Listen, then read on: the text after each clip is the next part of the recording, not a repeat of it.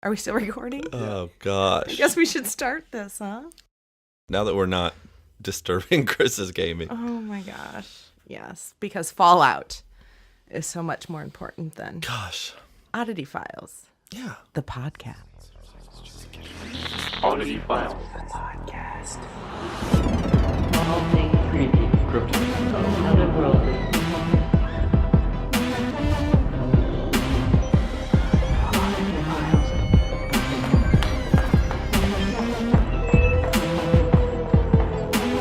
Oddity Files, the podcast. So we're sitting here in the middle of a winter vortex, We are. and I'm Kitsy Duncan. And I'm Clayton Abbott. And the weather's a lie. It is a lie. It was not supposed to snow. It was just supposed to be cold, which I was prepared for. Yeah. We've done this before. Yeah. And then it started literally blizzarding on the way here. Yeah. Well, you got to pretend like you were in the Millennium Falcon going warp speed. No, but I warp speed wasn't. is Star Trek. What's Star Wars?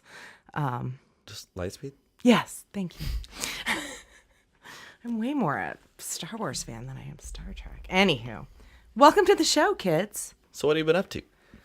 All the things, but not as many things as you.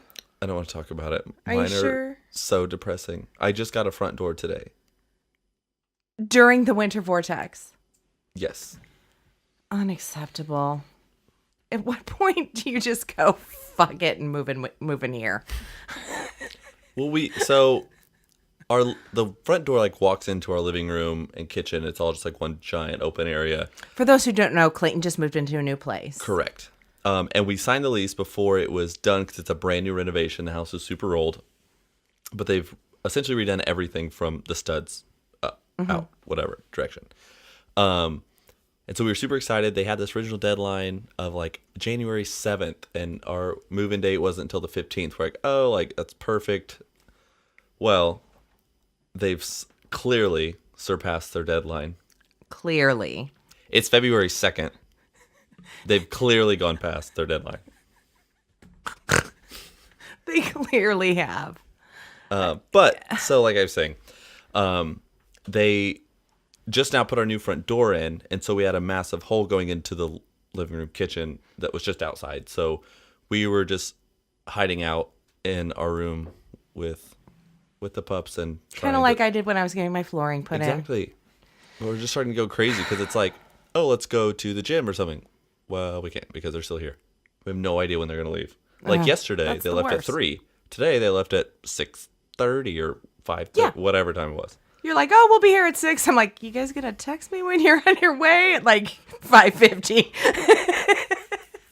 So, No, I mean, I get it. I just went through all this. All my guys would always leave like early. Yeah. Like hours early, which just extended the whole freaking process. So at least you got the guys staying a little late. True. It's There's your just, silver I'm just lining. tired of the house being so cold. No, I get Because it. that also makes like being impatient and all that just so much worse because you're just so irritable and you're freezing. The bitchy factor goes up. Literally. Yeah. Unacceptable. Well, I'm sorry. It's okay. We're here. I have a non-haunted guest room. If you need it. Just put I know. it out there. Well, like I said, if we didn't have to be there for these people to do all this work, we were literally going to stay here. I'm so over it being cold. Well, But I'm just putting it out there. The offer always, I lost my word. Coda, get the door when they get there. Don't let them steal anything. Yeah, totally. Yeah. Oh. Yeah. So, but earlier today, so my mom was supposed to be in Indy for some meetings, but they were canceled because of the polar vortex, or postponed, we shall say. Which is crazy. And she was like, Clayton, I had to turn off your podcast today because I got so creeped out. What? And I was like, by what? Yeah. Because, I mean, I don't think we've told any, like, extremely spooky stories. Yeah, I don't consider us creepy. I consider Neither. us a paranormal podcast with sarcasm. Absolutely. And, like, some of our listener-supported stuff, like, it's definitely more eerie, but it's not, like, too spooky, you know? Yeah. I guess The Conjuring, whatever. Point being, we're not, like, trying to scare you. No. But she was just like, I telling had to turn it stories. off. So she was like, while you guys were telling the story about the downstairs bedroom and the boat and all that, her Siri kept popping up. What? I swear, saying like whatever Siri says, like, boop, boop, like, can I help you or whatever she says, you know? Because now, thanks to you, I get Siri and Alexa mixed up. But Sorry. yeah, and she was like, it kept popping up, and I would just like dismiss it and try to ignore it, but then it just kept happening, and then while this, and she was like, and then like the further you guys got into the story, like I just got creeped out that was happening with the same story, and she's like, I just had to shut it off. I was like, What story was it? when we were talking the about room. downstairs. The boat from hell. Interesting. So I have a little story to tell. Uh-oh. Did something happen? No, I've been in a funk, like a really nasty funk since probably even before Christmas. I've just not been myself. I've been unmotivated. All I want to do is sit on the couch and watch TV, and that's just not me. So I decided to hardcore smudge the house this week, and I asked Anna to leave. I did, and I felt better. Whoa. Yeah. For those who don't know, Anna is a spirit I believe followed me home. We've talked about her on several episodes. My head's getting all lightheaded talking Mine, about I it. swear, Get I out. swear No. to you. I'm not kidding right now. No. I just got a very, like, when we walk into a room at a location It sensation. feels like all the blood draws out of your head. Yes. No. I swear to you. Fucking and, like, way. my arms are all tingly. Anywho, I started thinking about it, and I'm like, especially after, I should continue with the Anna story because I realize some people don't listen in order. Anna is a spirit who followed me home from the Culbertson mansion in New Albany, Indiana. It's episode 1, season 1 on Amazon Prime. And I believe she followed me home. She seemed like a great girl. She just kind of messed with electronics every once in a while. I'll insert. She uses the word follow in a very I interesting kind of sort of way. invited her. Watch the episode. You'll understand more. But after having my aura read at Zach Bagans' Haunted Museum, and she's talking about, maybe some of these spirits aren't what they say they are, the first thing I thought of was Anna. And I know you felt that way for a little bit. Yeah. And even if she is this 15-year-old servant girl that followed me home, I feel like having her here made it okay for anything else to come. For sure. So I pretty much cleansed my home of everything but my spirit guides and my guardian angels. And I do feel better. Today was funky, but I think it's because of the vortex and the sinuses and everything else. But I do feel much better. That's crazy. Yeah, I specifically said, Anna, it's time to go. Yeah. Go back, find your letters or whatever it is you need to do. Whoa, that's insane. Yeah. Well, then we just need to make sure we stick to the fact that, like, honestly, just not bringing her up in investigations. Like, we have one coming up, and just, Yeah. I know sometimes we kind of use her as, like, an out sometimes when we're not getting things. Yeah. And I feel like we just should just, like, cut the cord and Yeah. just It's time to have move all the on. evidence that we have with her, Yeah. but move on. Yeah, I agree. That's so, crazy. That's my big news That's up in the Duncan crazy. residence. I know. I still need to go through and sage the new place. Yeah. But I'm like, if we don't have a front door, then everything's just gonna get sucked right out anyways. So Like, being an old building, any nothing. vibes or anything? I'm actually like extremely comfortable. Good. I was home alone upstairs for a few hours, like putting the theater and everything together, and like it never even, like, sometimes just being home alone, especially in like Yeah. a more secluded room, Just you creepy. Yeah. just, at night, and nothing. Yeah. And like I've been sleeping just fine until contractors knock on the door at 8 a.m. But I will say, I also forgot to mention this, since we talked about the boat and the haunting of the guest room downstairs. Not even a week later, I started seeing shadow figures in my bedroom. In your bedroom? Get up, my bathroom actually. When I get up in the middle of the night. Now I don't know if it's because my eyesight's going bad. Maybe I have blind spots. I don't know. It's just felt funky here. Really? Yeah. Did it feel any weird when you walked in? Maybe I'm going crazy. It's definitely a possibility. I mean, I could admit it. I don't know. Or it just could be a winter funk. It could just be. Yeah. cabin fever. This is the longest January ever. Well, it's been really long. I mean, there were a couple things that happened with work that we didn't have to travel. Yeah. And so, I think that's part of it too. I've just been home. well, that's the thing. Like, and when you guys took time off in the summer, it was summer. Yeah, we were out on You the did like a ton boat. of landscaping and boat and travel. Like, you went up to Michigan. Yeah. It's literally just been inside. It's pretty much since I finished this room. I haven't Yeah. had a project. Right. So I've been in that funk. Right. But I digress. hey, in like 3 days, it's going to be almost 60 degrees. If Indiana, if you don't like the weather, give it a day. Just give it. Just go to sleep. Yeah. Anywho, so we're caught up. It's so funny when Clayton got here. We're like, we're not going to talk to each other. I know, and until I we know there's start something recording. else that I was thinking as well. I have no clue who goes first. Should we do some housekeeping? Check out our website, oddityfiles.com. We have our live show at Horror Hound March 15th, and tickets and info at horrorhoundweekend.com. Also, I want to plug the Ghost Stories event for Jeffrey Dean Morgan And Hillary, yeah. and Hillary Burton. It was so great to have her on the show. The tickets and info are on Astor Services for Children and Family website, and you can get it on Ticketmaster. Just type in Ghost Stories 3, and all that'll come up. Did you notice she called me Jeffrey's other wife? I did. I'm going to take that because dang, he's a handful.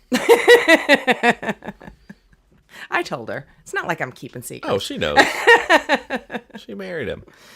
Oh, so all kinds of good stuff. Check us out on the social at Oddity Files. Right now, we're on our Facebook fan group, Yes. Oddity Files fan group. We're doing a live. It's exclusive for the fan group members, and merch at oddityfiles.com. What's crazy is that this is our 10th episode.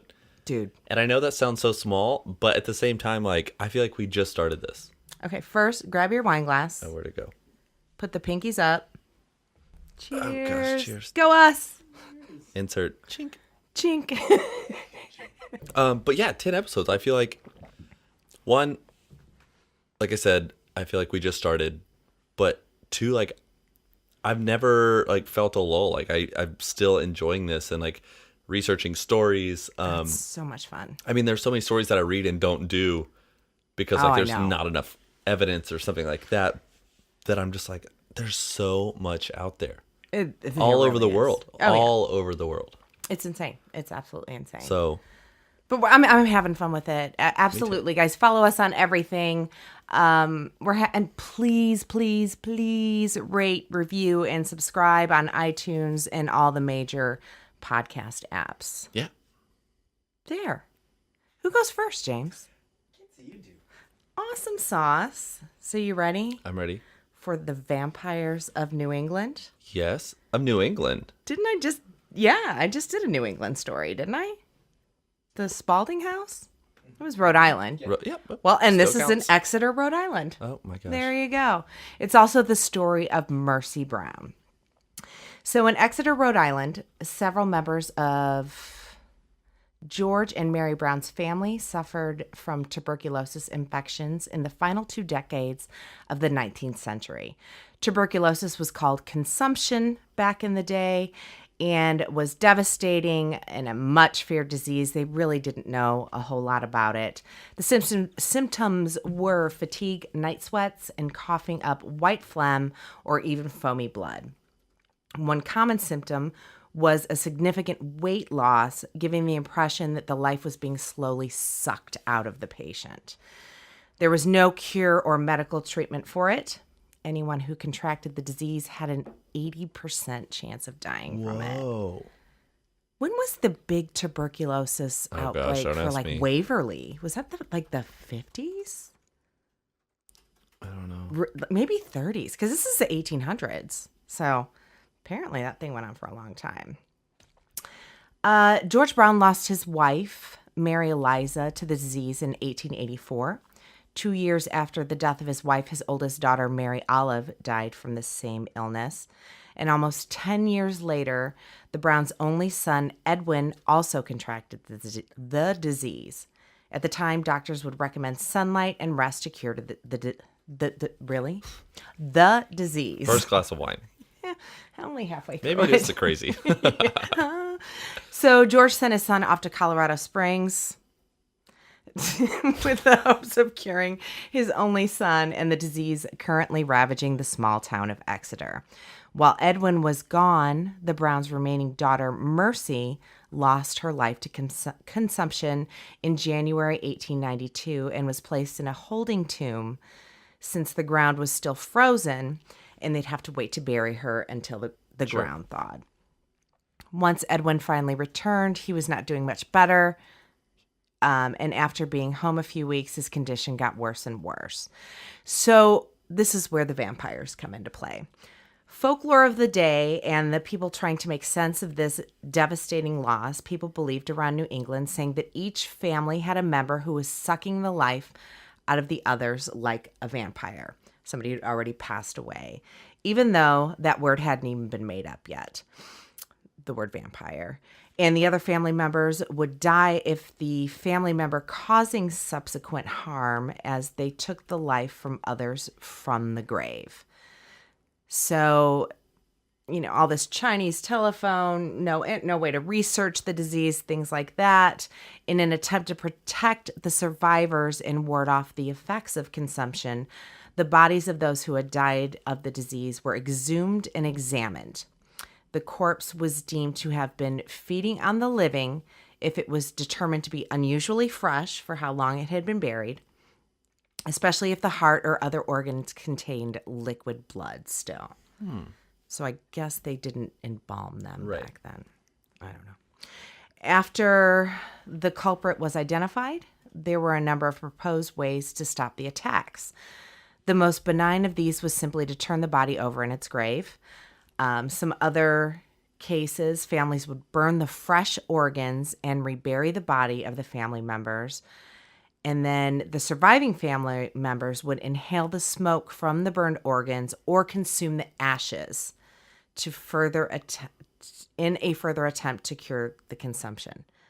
So I guess, even in the lore of vampires today, they'd either cut the head off or it was the heart, right? Mm-hmm. Like a stake in their heart? Yeah, a stake in their heart. So apparently by eating the heart, it would cure everything and you'd be fine. Who knew? I don't know. No internet, again. While George didn't firmly believe that was the cause for the loss of his family members, he was desperate to save his only remaining child. And in March, decided to dig up his wife and daughters in the hopes of sparing Edwin's life. They dug up both Mary and Mary Olive and found just what you'd expect for a 10-year-old corpse, bones and decay. And then they moved on to the holding tomb and opened Mercy's casket because she still hadn't been buried yet. Upon opening Mercy's coffin, George and the people with him were shocked to see that Mercy's body was in pristine condition, and that some sources say her body was not in the position it had been buried in originally, and that her fingernails and hair had grown significantly, which we know today that happens. There was, upon further examination, liquid blood was found in her heart and other areas of the body. It was quickly concluded that Mercy was a vampire. I don't know what the name they used for it then was, and that she was the culprit of words are so fucking hard. She was the culprit of Edwin's lingering disease. George Brown had his daughter's body removed from the casket, and a physician then removed her heart, which was burned to ashes, and the ashes were then fed to Edwin. Edwin held on for a bit longer, but finally died a slow, miserable death and was buried with the rest of his family. It was much later decided that Mercy's body still being in such a pristine state was due to the freezing temperatures and because, well, science. But this story is said to be the inspiration for Bram Stoker's Dracula. And that is the story of the vampires of New England and Mercy Brown. I actually saw this on Lore. Oh, okay. Yeah. I thought Mercy Brown sounded familiar from something, but it might just be one of those names too. Yeah, for sure. And I've seen other stories on like Mysteries at the Museum of different not this specific family's Sure. thing, but where they would take the bodies after they had been buried, dig them back up, take their leg bones, their thigh bones out, put them in a cross over their chest, and then cut their head off, and their bodies facing up and their heads facing down. Everybody thought this was the thing. Gosh, isn't that crazy? Like, think about how much stuff there is just in all of mythology that just goes back to lack of science. Lack of information, period. Right, that's what I mean. Like, Even if somebody knew it was consumption or whatever else, it's how do you spread the word that Right. no, there's no such internet. thing as You can write a vampires. book. Yeah. Well, I mean, even that, I don't know. No telephone, no nothing. That- It's yeah. nuts. That's good though. Vampires. Vampires. I know, and vampires are another thing that, like, I feel like they walk the line, kind of the same line as Bigfoot. There are Yeah. people out there that firmly believe that there once were vampires, especially in Europe. There are people that firmly believe they They are vampires. There's that couple, like, this in day and age. Louisiana or something that Yeah. drinks each other's blood. It's nuts. But yeah, so I mean, it's just, and when I think vampires, I think of it as the same line as like wizards, like Yeah. obviously Yeah. fake, but Yeah. mythology. See, I believe in wizards and witches. You believe in Harry Potter. Not that version. See, of that's the line wizards and witches. vampires walk for me. Okay. I do believe in that people have magical abilities. I believe in witches. Yes. Okay, We're just going to leave it at that. we are, because I feel like I'm thinking of a very different type of, Oh, no, not legit Harry Potter. There's a school and, Right. and we play. and they have wands and, that sort of Disney-esque Yeah. like- Hashtag Team Gryffindor. Slytherin. Unacceptable. Okay, so mine is a haunting, and it's not really, there's not a lot to it. It's pretty just like plain and simple. So Well, let's do it. on December 4th, 1888, two boaters, like two people in a boat, I'm picturing like our pontoon boat. right, discovered a young girl's body in Birmingham, Alabama's East Lake. Okay. The body belonged to May Hawes, the 7 or 8 year old daughter of railway engineer Richard Hawes. The coroner determined that she had been murdered. So again, these two guys just find the 7 or 8 year old girl in this lake out of nowhere. That's the worst. So soon after the discovery, authorities began searching for May's father, who had recently traveled to Mississippi to marry a young woman. Only problem is he was already married to May, that little girl's mother, Okay. Emma, and both Emma and May's sister Irene were missing. Oh. So the mother, the other daughter are missing. But they didn't know any of this until they found this one girl in this lake. The little girl. Okay. Gotcha. Again, it's 1888, so it's not like they're, Keeping track on PSAs Facebook. going out and Yeah. everything. As luck would have it, though, a local newspaper received a telegram announcing Richard's marriage in Mississippi. So the telegram also listed the newlyweds' train itinerary, and authorities arrested Richard when his train stopped in Birmingham. How about that? Love it. So Karma. Richard's new wife was a little surprised and pissed when she discovered not only has she married a man that's already married, but he's also being accused of murder. His wife and his daughters. Not only murder, but murdering this daughter that this woman didn't even know about. Okay. Yeah. So shortly after the arrest, police discovered Emma and Irene Hawes, their battered remains in Lakeview Park waterway, which is, get this, it's so terrible to laugh. It's now drained, that waterway where they found the two bodies. Okay. And part of Highland Park Golf Course. Oh. So, Well, if you're ever on the putting green and think you see something, you might. you might actually see but- something. Both had been beaten and weighed down with railway ties. Oh, Keep shit. in mind, he's like a railroad engineer.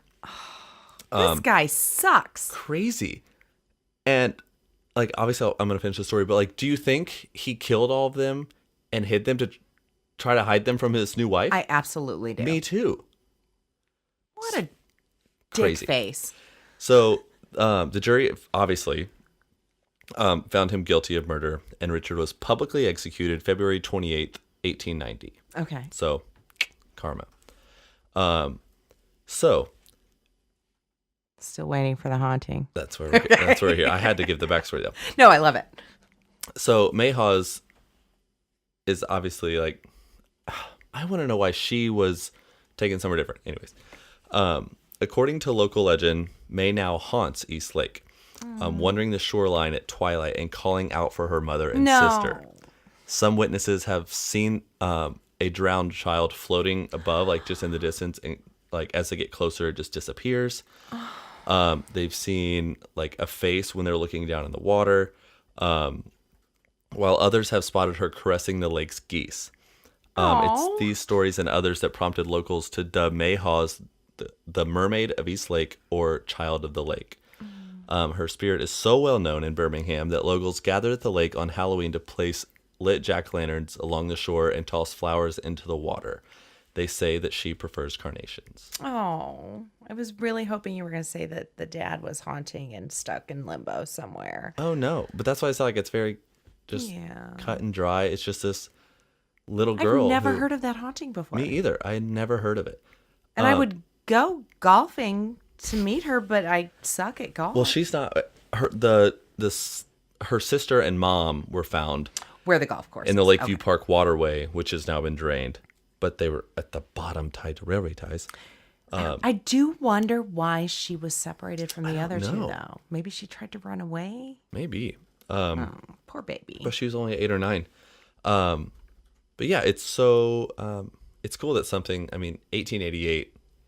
That's a while ago. And Yeah. the fact that, I mean, you like to think that back then, murder, especially murder that no one ever heard about, was more common. Just with news and everything, I feel like Yeah. there's always a story, but that stuff like this would just get kind of looked over as another time back when.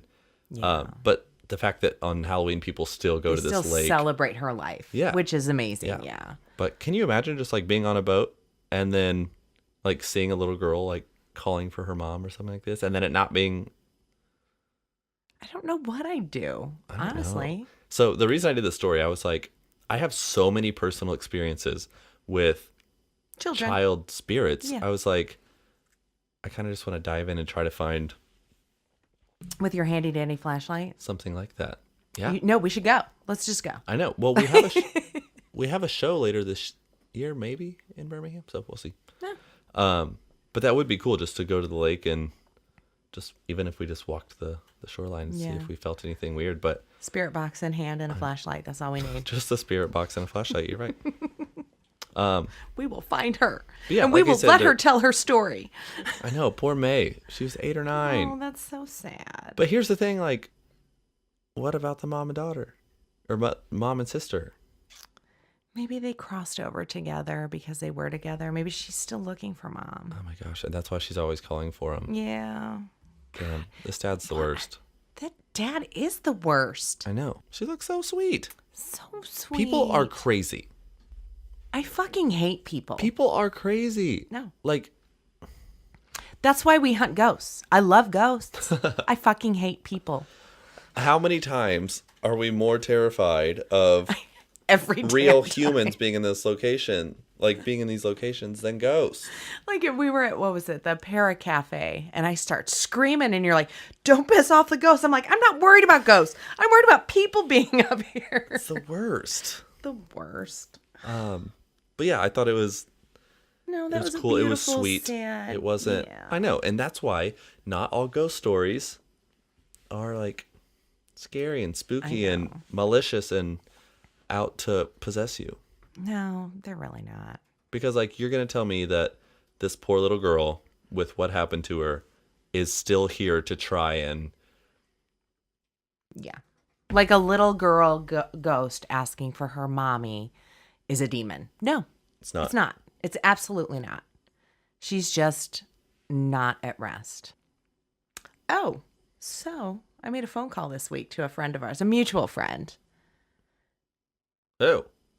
Bruce Campbell. Oh. I was like I thought I was getting ready to hear something that I didn't know. Oh, no. And I was like, oh gosh, I'm not ready.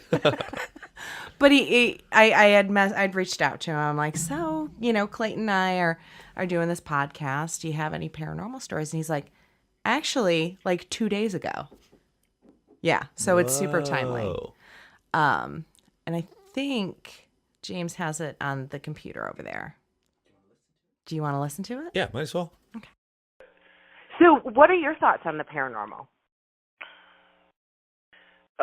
I think it's silly for us to rule anything out. Amen. I'm seeing some stuff in my life that I can't explain, and when you see a couple of those things, you go, okay, maybe there's something else going on. Whether it's lost ones, loved ones, weird things that happen, things that can't be explained. I've felt time shift before. And that's not even being stoned. You know what I mean? Yeah, it's exactly. It just felt the thing. real. Yeah, for sure. Well, 2 examples. Okay. One was not so much. It was a weird energy vibe thing. Okay. And it's like a universe thing. Like I was in Los Angeles trying to catch a flight out of L.A. At the end of the day, 5:30 p.m. And I was doomed. I was late. There's traffic. I had to take a rental car back. It's not going to happen. The math of it was not going to work. Wrong time, wrong place, wrong everything. So it was me against the world. Yeah. And I thought, well, what if that's not working? What if that mode of perceiving the world doesn't seem like that's going to work? What if everyone is exactly where they were supposed to be right now? Right. Instead of thinking that everything is chaos, that you look around and you go, this looks like chaos. People are merging and trucks trying to cut over. You're like, this, but I just reversed it. I went, no, I'm going to take the approach that I'm supposed to be right here, right now. I'm not late. Not late till I'm late. I like that. Yeah, and it was amazing. It was an instantaneous, the flow of the traffic never stopped once. It was slow, but it never stopped. Yeah. Got to the airport, as I pull in, drop the car, the shuttle is just about to leave. I'm on it. Get to the thing, get to the gate. People are loading right on it, right on the plane. I didn't stop once. Oh, it was magical. Yeah, and yet it was a glimpse in my mind of what is the actual. And that we get fooled by physicalities. We get fooled by the physical world. I am a firm believer in that. Yeah, and sometimes the metaphysical sort of determines the physical in a weird sort of way. Like, you see what you believe as much as you believe what you see. Exactly. I wouldn't even know how to say that, but that was very well said. Yeah, so, okay, now, next actual incident was much more recently. Okay. This first thing was years ago, 10 years ago. But it was a great little glimpse into you go, wow, maybe things do work together. Maybe there is a universal intelligence that's kind of pulling some strings somewhere. That we're not just, spinning in a ball of muck of DNA, Exactly. So many ways to look at the universe. So anyway, I'm where I am now at home, Southern Oregon. And to set the scene of it, we're about 2,200 feet elevation, looking at the Siskiyou Mountains, which are about 7,000 feet. Oh, my. And so it's pretty. Nice mountain view, and the Siskiyous are one of the weird mountain ranges that runs east and west. The Rockies are north and south. The Appalachians are a little diagonal, but most stuff is north and south. This is one of the few mountain ranges that runs east and west. Okay. So looking dead south is my view. I just see a wall of mountains, and so I'm doing a phone interview, similar like chatting to you. I'm pacing around upstairs, and we have a French doors that open out to the view. And I'm talking to this person on the phone, blah, blah, blah, blah. Warbling light appears from over the other side of the mountains. A little bigger. It's a bigger light than a traditional jet. I see jets from New York and San Fran going over me all the time. To Seattle, I know their routes, the angles, I know what they look like. Jets are very precise. They move at a certain speed. certain height, normally commercial traffic. Yeah, they have certain color lights and They do, flashing red lights. It's always that. So this was a warbly thing that appeared directly above the mountains. It looked like it was coming at me, but it didn't have that. It didn't have the elevation, didn't have the altitude of a commercial flight. Oh, wow. We do get weird crafts. I mean, we do have, schmoes just piloting their individual crafts over the mountains, just dicking around. You have drug runners. You do have weird guys in ultralights are around here. But so this thing popped up, and it was a white light. It wasn't the commercial red repetitive type of light. And it would look like there was a little bit of diffusion, like it was a heat lamp was under it. It's that wavy, it was a little bit of a wavy diffusion. Yeah. So, and it kind of seemed like it was moving, but it seemed like it wasn't. Like it was coming at me. So it was harder to tell how far away it was. So right. Started doing that thing, and I looked at it and go, God, I think I've seen that before. I wrote, I've written a couple of books out here, and we're rural Oregon. It really is. There's no lights on the mountains. There's really no civilization. And right over me is the California border, so there's not much going on up here. Okay. So anyway, that's the setting of that. It's about dusk. So while I'm looking at this light, talking to this person, going, that's a weird warbly light. What is up with that? Behind me in the foyer of the house, there's two entrance lights, both on separate switches, separate dimmers. And one of them goes down to about half, like a brownout. Goes down to about half. Okay. Goes back up.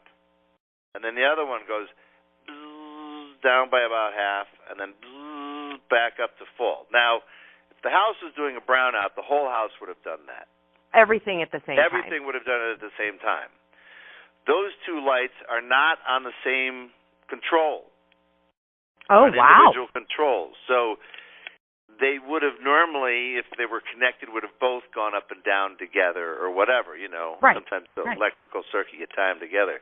In this case, they were operated completely separately, and I felt that there was some weird correlation between that thing and those lights acting weird. I turned back around, the light was gone. I didn't see it go. I didn't see it take off or do some dramatic exit. It was just gone. And I said to myself, that thing was fucking with me. It was my first impression. That thing was like a finger going, what does this little light do? Oh, look at that. And then, oh, look at this other one. Oh, that's it. How cute these little lights that these people have. And then when I turned around, I had eyeballed that thing. I was watching it for 30 seconds easily while I was on the phone. Yeah. So I think, knew that I was looking at it. And so I think it was just, I don't know, it felt like something was being curious. It was fucking with you, Bruce. Totally, that's what I'm thinking. Not even in a malicious way. No. It was playing with you, honestly. Hey, what's going? Take a look at this, little human. I don't know. It was weird. No other lights in the whole house. And by the way, it's not like I have shitty wiring in this house. I just, fixed this house when we redid all the wiring. So it ain't the wiring. And those lights have never done that before or since. And there's nobody here. It was me in the house alone. There was very little alcohol involved, very little marijuana at that particular moment. At that particular moment. So, I can vouch for it. And it just gives you a certain feeling. You go, that's not normal. That's not normal. No, exactly. And then all of a sudden, it hasn't happened. It doesn't happen. And you're not feeling quite as alone as you were 30 seconds prior. No, but then you look around and you go, okay, it's gone. Where would that warbly thing have gone? It was not moving fast enough to have, in the 20 seconds that I was going, what's with the lights that were behind me? Yeah. To turn back, it was not moving fast enough to have normally gone out of my view. I have a big view of the mountain range. Where would it have gone? That's what I can't figure out. And it was pronounced enough that it wasn't a reflection off of a window. Right. I saw it appear up over the mountain, so I saw it move. And it was moving very slowly and warbly kind slow. of hanging out. Yeah. Almost like a helicopter type approach. And of course, you're out there all by yourself, so nobody else would have spotted it. No. It would have been interesting if my wife was home. Just Yeah. to go, do you see the same thing? So it was, I love that shit personally. As long as I'm still here and I didn't get probed, we're all good. Exactly. They can come down and look around. Because my theory is, if you want to go dick around and not get sighted just from a physicality, when you fly in here, you fly over nothing. And we're surrounded by National Forest and Bureau of Land Management land. There really isn't a concentrated. Medford, Oregon is a town of, maybe 100,000, but you get 45 minutes out of that. You just see little dots of ranches. You don't. Yeah.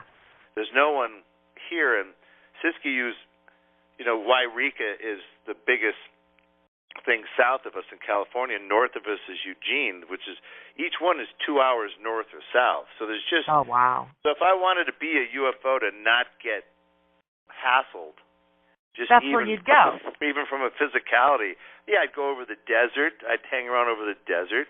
I'd hang around over the forest, and so you could do stuff that you wouldn't as immediately get spotted. I don't know. It's a hard thing because maybe in the cities, maybe UFOs can hang out more in cities because there's always something flying around.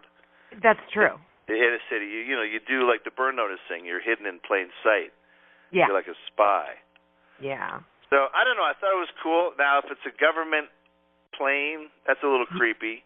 I have seen weird coastal, I think defense, there's certain coastal defense planes that really fly high and are large. I've seen but would it mess with your lights? Oh, no. No. Not at all. No. Not even close. It's too, the precision of it is what that's what got me. Yeah. It wasn't a random click of that would have been something because out in the boonies here they turn our power off all the time, or guy hits a telephone pole with his car, we get knocked out. I have the same situation, yeah, so I get it. We're first off, last on, Mm-hmm. Oh, those country people, they'll be fine. Yeah, exactly. They're right. used to it. They got stoves out there, yeah. So, but that's definitely an event that occurred. Well, I appreciate you telling me that story. Yeah. That's awesome. Yeah. He is the grooviest motherfucker I know. He's such a great guy. Oh my God, I adore him. He really is. Just from the moment he walks into the room, it's just like. The first time I met him, I was just in awe from the photo ops aspect of it. He's one of my favorite people to shoot. He really is amazing. Thank you so much for telling us that story. It really was incredible, and I'm a sucker for all thing aliens. So, for sure. The fact that it even lingers in that realm, I just get all excited. Oh, and the day I messaged him, I guess that event had happened the day before. So timing. So crazy. Was One more reason for me to move to Oregon. Yeah, it sounds like he's got a fabulous place out there. But I'm super stoked about Ripley's Believe It or Not coming back. And when he was being in the warehouse, that just literally gave me flashbacks to watching it with Dean Cain. Oh my God. I'm trying to drop hints. So, if you need any help, you just let me know because I love the oddities in case you were wondering. Right. I'll be a grip on the show. I can just, whatever. I'll whatever. Yeah. I'll pour wine. I know we're getting pretty lengthy here, but we got a short little user submitted story. I love these. I know. And I keep thinking 1 week, we won't get one, but people keep sending them and it's awesome. And if you guys have them, anything that's happened, aliens, ghosts, Bigfoot, sheep squatch, octopuses. No, not octopuses. oddityfilescrew@gmail.com. You can email them to us or on Instagram, Twitter, any of those things, just slide the stories in our DMs and we'll, if we have space in the episode, then we'll absolutely read them. For sure. But can't wait. So yeah, this one. Are you okay? I'm just trying to burp. Oh. This story comes from Mariah. She says, a couple years back, I was living with my then boyfriend. It was a 2-story house, and there was a lot, and there were a lot of people in the living room. Our room was upstairs, and he asked me to go down to the kitchen to get us something to drink. I said I would, and I headed down. The bottom of the stairs looked directly into the living room, and sitting on the couch was a person. I stopped and just stared. It wasn't anyone that lived in the house. It was a tall man with a trench coat on and a wide-brimmed hat. His entire persona seemed to be black and shadowy, and his eyes were a deeper black. What? Odd. I thought I was seeing things, so I slowly made my way past him to the kitchen. I felt his eyes on me the whole time, and when I went into the kitchen, I felt him stand at the edge of the light watching me. Oh my God. No. I turned and look at him, and he just stood there. I turned the light off, ran back to the room, and I could sense him following me. I made my way back into the room, and I could sense him on the other side of the door. That's terrifying. That is terrifying. I thought that was the last of it. I had to have imagined it. For months after that, I would see him every night. Everywhere. Night. I was so scared I started doing some research, hoping that I wasn't the only one who had experienced this, and I wasn't. I found lots of stories of shadow men. They're terrifying creatures that feed on fear.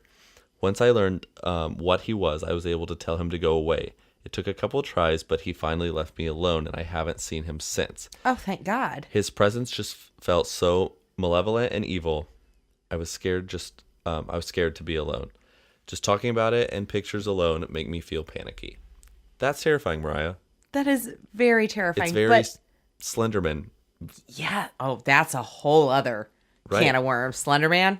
That's so scary. So scary. But look at her researching it and figuring out how to fix it on her own. That's amazing. And not just letting it drive you to go insane. Yeah. That's so scary. No, with the hat and the eyes. The deep eyes and the fact that he was just following her. And I kind of thought shadow people were just like kind of something you saw out of the corner of your eye. I know. Do you think that would fall into like the whole apparition category, or would it be a shadow person? I don't even know.